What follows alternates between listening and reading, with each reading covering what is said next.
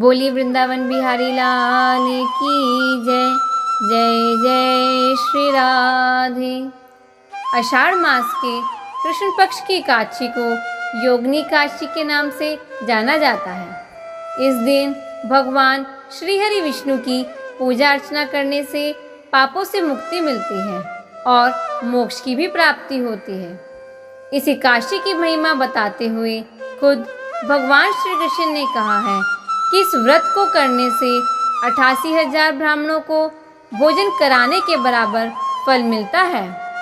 एक बार धर्मराज युधिष्ठिर जी ने भगवान श्री कृष्ण से पूछा कि हे केशव, आषाढ़ मास के कृष्ण पक्ष की एकादशी का क्या नाम है और इसका महत्व क्या है, आप मुझे विस्तार से कहिए। तब भगवान श्री कृष्ण कहने लगे कि हे राजन, आषाढ़ मास के कृष्ण पक्ष की एकादशी का नाम योगिनी एकादशी है। इस व्रत से समस्त पाप नष्ट हो जाते हैं। यह इस लोक में भोग और परलोक में मुक्ति देने वाला है। यह तीनों लोकों में प्रसिद्ध है। मैं तुम्हें पुराणों में वर्णन की हुई इसकी एक कथा कहता हूँ। स्वर्ग धाम की अलकापुरी नाम की नगरी में कुबेर नाम का एक राजा राज्य करता था। वह परम शिव भक्त था और प्रतिदिन शिव जी की पूजा किया करता था। हेम नाम का एक माली पूजन के लिए उसके यहाँ फूल लाया करता था। हेम नाम के माली की विशालाक्षी नाम की एक सुंदर स्त्री थी। एक दिन वह मानसरोवर से पुष्प तो ले आया, लेकिन वह अपनी स्त्री से हास्य विनोद करने लगा और उसे ज्ञान न रहा कि उसे राजा कुबेर को पुष्प देने जाना था। इधर राजा उसकी दोपहर तक राह देखते रहे। अंत में राजा कुबेर ने सेवकों को आज्ञा दी कि तुम लोग जाकर माली के न आने का कारण पता करो, क्योंकि वह अभी तक पुष्प लेकर नहीं आया। सेवकों ने कहा कि महाराज, वह पापी अपनी स्त्री के साथ हास्य विनोद कर रहा होगा। यह सुनकर राजा कुबेर को बहुत क्रोध आया और उन्होंने उसे बुलवाया। हेममाली राजा के भय से कांपता हुआ उपस्थित हुआ।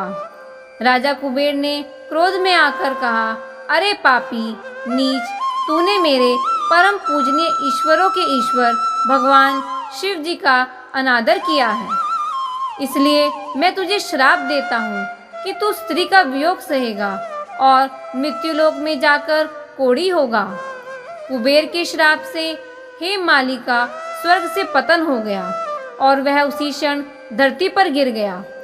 भूतल पर आते ही उसके शरीर में श्वेत कोढ़ हो गया और उसकी स्त्री भी उसी समय अंतर्ध्यान हो गई। मृत्युलोक में आकर माली ने बहुत महान दुख भोगे। भयानक जंगल में जाकर बिना अन्न और जल के भटकता रहा। रात्रि को नींद में नहीं आई, परंतु भगवान शिव की पूजा के प्रभाव से उसको पिछले जन्म की स्मृति और ज्ञान अवश्य रहा। घूमते घूमते एक दिन वह मार्कंडेय ऋषि के आश्रम में पहुंचा, जिनका आश्रम ब्रह्मा की सभा के समान लगता था। हेममाली वहां जाकर उनके पैरों में पड़ गया और उसे देखकर मार्कंडेय ऋषि बोले कि तुमने ऐसा कौन सा पाप किया है जिसके कारण तुम्हारी ये हालत हो रही है। हेममाली ने सारा वृत्तांत कह सुनाया। यह सुनकर मार्कंडेय ऋषि बोले, निश्चित ही तूने मेरे सन्मुख सत्य वचन कहे हैं, इसलिए मैं तेरे उद्धार के लिए एक व्रत बताता हूँ। यदि तू आषाढ़ मास के कृष्ण पक्ष की योगिनी नामक एकादशी का विधि पूर्वक व्रत करेगा तो तेरे सब पाप नष्ट हो जाएंगे। यह सुनकर हेममाली ने अत्यंत प्रसन्नता के साथ मुनि को साष्टांग प्रणाम किया और मुनि ने उसे स्नेह के साथ उठाया। हेममाली ने मुनि के कथा अनुसार विधि पूर्वक योगिनी एकादशी का व्रत किया। इस व्रत के प्रभाव से अपने पुराने स्वरूप में आकर वह अपनी स्त्री के साथ सुखपूर्वक रहने लगा। भगवान श्री कृष्ण ने कहा कि हे राजन, यह योगिनी एकादशी का व्रत 88,000 ब्राह्मणों को भोजन कराने के बराबर फल देता है। इस व्रत से समस्त पाप दूर हो जाते हैं और अंत में स्वर्ग की प्राप्ति होती है।